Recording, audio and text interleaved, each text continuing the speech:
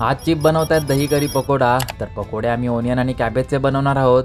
मग मी onion cut करायला सुरुवात केली। चिपला जरा छोटी जुलियन साईज हवी होती। मग चिपना जशी पाहिजे तशी मी कटिंग करायला सुरुवात केली।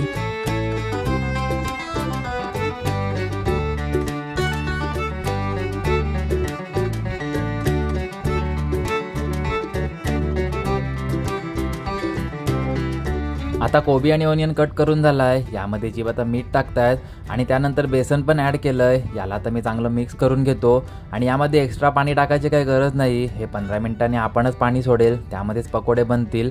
आणि आज नॉनव्हेजमध्ये आहे मटन करी, त्यासाठी चिप मटन कट करतायत।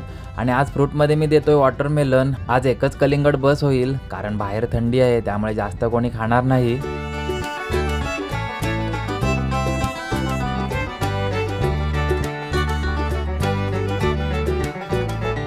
चिपची आता दही कढी पण रेडी झाली आहे। चिप आता पकोडे फ्राय करायला सुरुवात करतायत।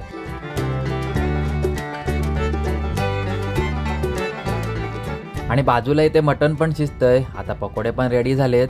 याला आम्ही सेपरेटच ठेवणार आहोत, कारण आधीच कढीमध्ये टाकले तर ते नरम होऊन जातील। तर आजचा सर्व मेनू रेडी आहे। राईस, कढी, मटन आणि सलाड, आणि फ्रूटमध्ये आहे कलिंगड।